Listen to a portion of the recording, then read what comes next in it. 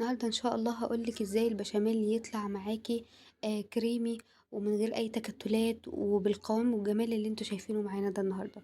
النهارده إن شاء الله هنعمل مع بعض النجريسكو. أنا عارفة النجريسكو بيتعمل بالمكرونة الاسباجيتي بس أنا عاملاها بالأقلام عشان أنا باحبها بالمكرونة الأقلام، وهتكون سهلة وبسيطة جدًا وإن شاء الله مش مكلفة. إحنا البشاميل بتاعنا النهارده هيغنينا عن الجبنة الموتزاريلا وهيغنينا عن الحاجات دي كلها، هيكون سهل وبسيط معانا بإذن الله. معاكم ريهام من قناة آخر طعامة. لو بتشوفوني على اليوتيوب ما تنسوش الاشتراك وتفعيل الجرس عشان يوصلكم كل جديد، ولو بتشوفوني على الفيسبوك ما تنسوش متابعتنا علشان يوصلكم كل جديدنا يا امارات. بصوا جميلة ازاي. احنا كلنا عارفين ان النجريسكو ما بتطلعش اللي هي خرطة كده ماسكة نفسها، لا، بتبقى سايحة وجميلة بالجمال اللي انتوا شايفينه ده. اللي بقى بيحب الحاجة جوسي يتفرج على الفيديو ده هيعجبه جدا جدا. وفي حاجة كده في نص الفيديو انا عايزة اعرف رأيكم فيها، عايزة اشوف الكل زيي ولا لا. يلا بينا بس النهاردة نبدأ في مكوناتنا.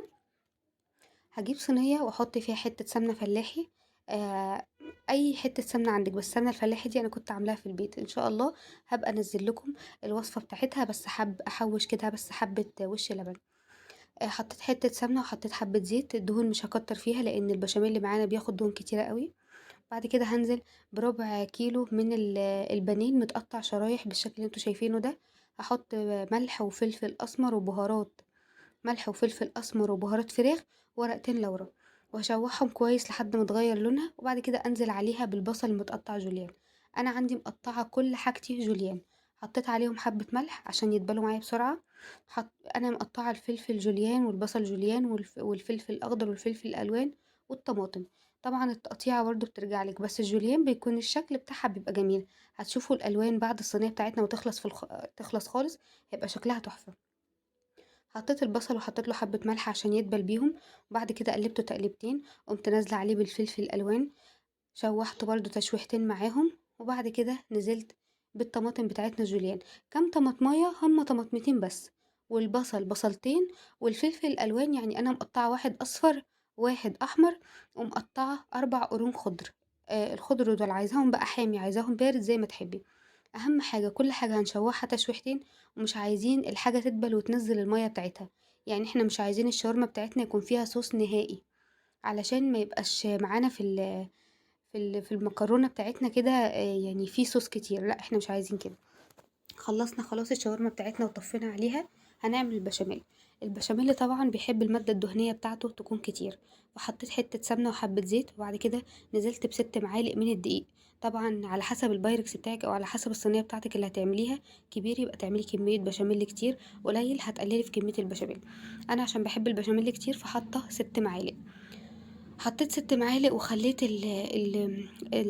يعني القوام بتاعنا كده رو، زي ما انتوا شايفين، اللي هو مش مكتل، الدقيق ما يبقاش مكتل مع المادة الدهنية، يبقى سايح كده معاها. وبعد كده شوحناه تشويحتين، مش هنديله لون، لأ، احنا يا دوبك بنشوح تشويحتين. وهننزل بنص كيلو من اللبن. طب طبعا عايز لبن معانا تاني او عايز مواد سايلة معانا تاني، انا عملته بالشوربة. جربوه كده بالشوربة والله العظيم وطعمه بيبقى تحفة. حطيت بقية المقدار بتاعي شوربة. طب انا عندي حبة شوربة صغيرين، ممكن تاخدي حبة من مية سلق المكرونة وتحطيه معاه، بيبقى تحفة جدا برضو. وظبطت ملح وفلفل اسود، انا ما بحطلوش غير ملح وفلفل اسود، وخليته بالقوام اللي انتوا شايفينه ده. بعد كده جبت كبشتين او مغرفتين من البشاميل وحطيتهم على المكرونة اللي انا كنت سلقاها. سلقين مكرونة طبعا، عايزينها مكرونة اقلام، عايزينها مكرونة سباكيتي، براحتكم اللي انتوا عايزينه. وحطيت، جبت البايركس بتاعي وحطيت برضو كبشتين في قعر البايركس من تحت. بعد كده حطيت طبقة من المكرونة، وبعد كده حطيت الشاورما بتاعتي. لو انتوا عايزين تلخبطوا الشاورما على المكرونة على كله عادي جدا اللي تحبوه، ممكن تلخبطوا كله على بعضه وتقوموا حاطينه مرة واحدة في البايركس. حطيت طبقة من المكرونة والشاورما بتاعتي كلها، طبعا من ربع كيلو بانيه، احنا عملنا كمية الشاورما دي كلها ما شاء الله. وبعد كده حطينا طبقة المكرونة التانية فوقيها، وبعد كده هننزل بقى بالبشاميل بتاعنا كله. هنغرق الصينية بتاعتنا البشاميل. بمناسبة المكرونة، انا زمان وانا صغيرة كنت ما بحبش اكل لسان العصفور، بسبب ان انا كنت متخيلة انه بياخدوا كل عصفور ويقوموا مقطعين لسانه ويقوموا عاملين لنا المكرونة البشاميل، قصدي لسان العصفور اللي انتوا عارفينه. فلما كبرت بقى عرفت ان لا، المكرونة بتتعمل، يعني بتتعمل من العجينة والدقيق وكده. فانا ما كنتش اعرف، اللي عايزة اعرف لو في حد زيي يا ريت يقولي عشان ما يعني اعرف ان انا مش لوحدي اللي كنت مفكرة كده. حطيت البشاميل بتاعي كله ورجيت كده الصينية رجة بسيطة، بحيث ان البشاميل يتغلغل كده في المكرونة كلها كده ويبقى تبقى جوسي.